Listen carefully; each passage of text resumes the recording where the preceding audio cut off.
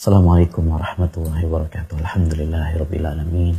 Wa bihi nasta'in ala umurid dunya waddin. Wassalatu wassalamu ala asyrafil anbiya'i wal mursalin. Nabiyina Muhammad wa ala alihi wa sahbihi ajma'in, amma ba'du. Banyak orang mementingkan penampilan luarnya, pakaiannya, rumahnya, mobilnya. Tapi jarang di antara manusia yang mementingkan tentang batinnya, tentang hatinya. Jika badan mereka sakit, mereka segera ke dokter. Jika rumah mereka rusak, mereka segera renovasi. Jika mobil mereka rusak, mereka segera bawa ke bengkel. Tapi jarang di antara manusia yang ketika hatinya sakit, rusak, dia segera mengobati dan memperbaiki. Padahal kesucian hati, kesehatan hati jauh lebih penting daripada hanya sekedar hal-hal yang bersifat lahiriah yang nampak. Rasulullah SAW pernah menasihatkan kepada kita, Inna Allaha la yanzuru ila suwarikum wa a'malikum. Inna Allaha la yanzuru ila suwarikum wa ajsamikum, walakin yanzuru ila qulubikum wa a'malikum. Allah itu enggak lihat kepada postur tubuh kalian, harta kalian.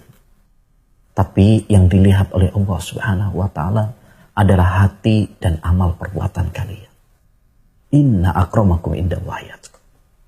Karena standar kemuliaan di sisi Allah adalah yang paling bertakwa di antara. Dan takwa itu tempatnya di hati. Saudaraku, sesungguhnya kesucian hati, kebeningan hati adalah kunci kebahagiaan di dunia dan di akhirat nanti. Allah Subhanahu wa taala berfirman, "Qad aflaha man zakkaha wa qad khaba man dassaha." Sungguh beruntung, sungguh bahagia orang yang membersihkan, menyucikan jiwanya dari noda-noda dan dosa. Dan sungguh sengsara orang yang mengotori hatinya. Maka perbaiki hati, sucikan hatimu dari noda-noda, kotoran-kotoran, dari dosa-dosa. Karena hanya orang yang bersih hatinya yang akan sukses dunia akhirat. Allah berfirman, Yauma la yanfa'u malu wa la banun illa man atallaha biqalbin salim. Pada hari itu tidak bermanfaat harta dan anak-anak kecuali orang-orang yang menghadap Allah Subhanahu wa taala dengan hati yang bersih. Maka mari kita perhatikan hati kita. Para nabi, para utusan itu diutus oleh Allah Subhanahu wa taala. Tujuan paling penting adalah memperbaiki hati manusia. Zakihim wa yu'allimuhumul kitab wal hikmah. Membersihkan mereka dan mengajari mereka dengan Al-Quran dan sunnah Nabi Sallallahu Alaihi Wasallam. Namun bagaimana cara membersihkan hati kita? Kita harus ingat bahwa membersihkan hati itu adalah dengan cara-cara yang sudah diajarkan dalam Al-Quran dan sunnah. Banyak orang membersihkan hati, penyucian jiwa dengan cara-cara yang tidak disyariatkan oleh Islam, tidak pernah diajarkan oleh Nabi SAW, dengan cara-cara tasawuf, dzikir berjamaah, mabit dan sebagainya. Padahal Rasulullah SAW sudah mengajarkan kepada kita. Al-Quran telah menjelaskan kepada kita, kenapa kita tidak merasa cukup dengannya. Menyucikan jiwa itu dengan dua cara. Yang pertama, penyucian jiwa dengan mengamalkan hal-hal ibadah-ibadah yang diperintahkan oleh Allah Subhanahu wa taala. Karena hati ini kadang luntur, tercemar, ternoda, maka hendaknya kita selalu perbaiki dengan ibadah-ibadah dan ketaatan. Dalam sebuah hadis Rasulullah SAW mengatakan, innal imana la yahluku kama yahluku thawb fajaddidul imana fi qulubikum. Sesungguhnya iman itu bisa luntur seperti seperti pakaian juga bisa luntur. Maka perbaharui keimanan kalian selalu.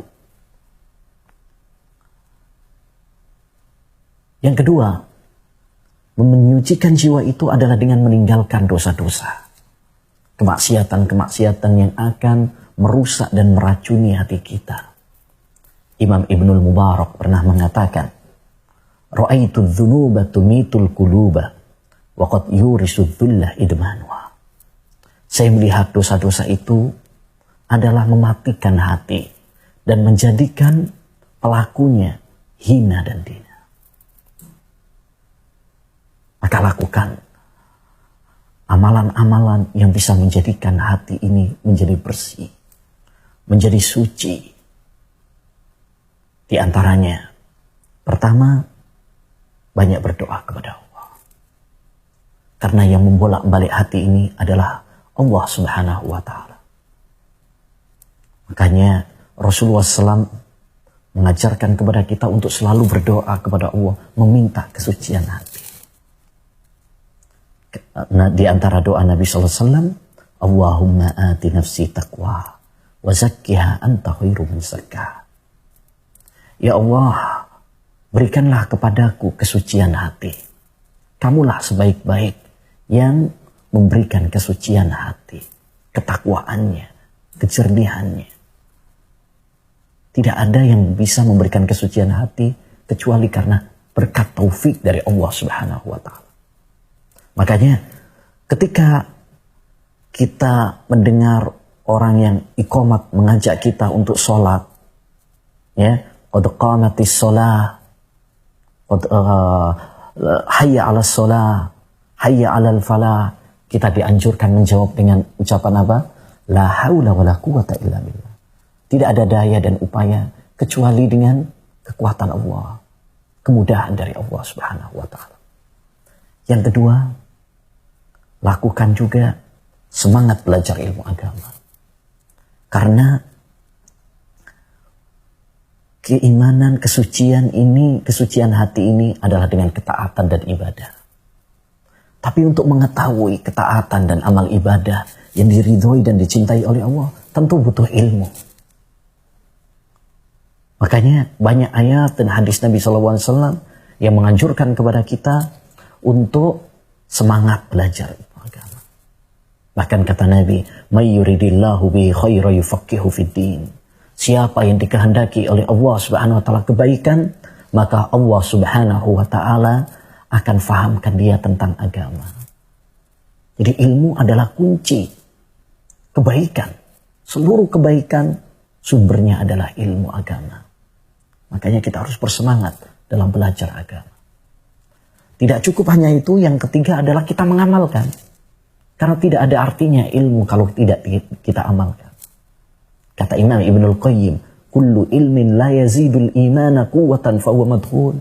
Setiap ilmu yang tidak menambah kuatnya iman, tidak semakin mendekatkan kita kepada Allah, itu ilmu yang tercoreng, ternoda, tercampuri, terkotori.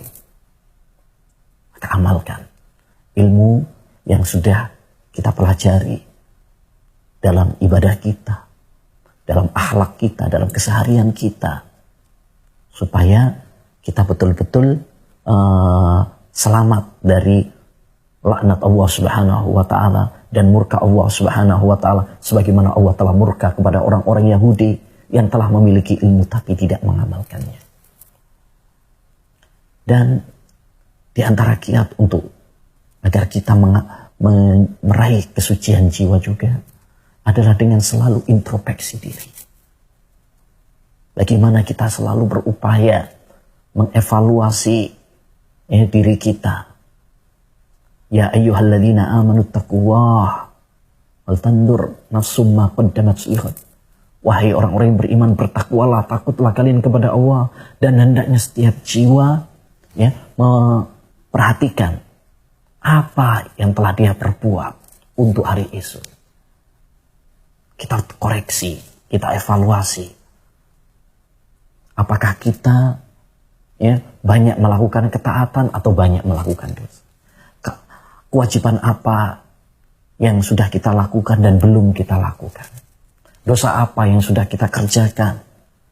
Kemudian apa yang hendak kita lakukan? Selalu introspeksi. Kalau seorang pedagang saja dia mengevaluasi kerugian dan keuntungan, demikian juga seorang muslim hendaknya selalu mengevaluasi supaya dia bisa memperbaiki. La yuldahul mu'min fil juhri marratain. Karena seorang mukmin itu tidak jatuh lubang 2 kali. Semoga Allah Subhanahu wa taala menjadikan kita semuanya termasuk hamba-hambanya yang memiliki hati yang bersih, hati yang jernih sampai kita berjumpa Allah Subhanahu wa taala. Wa sallallahu wa sallam ala nabiyina Muhammad wa ala alihi wa sahbihi ajma'in.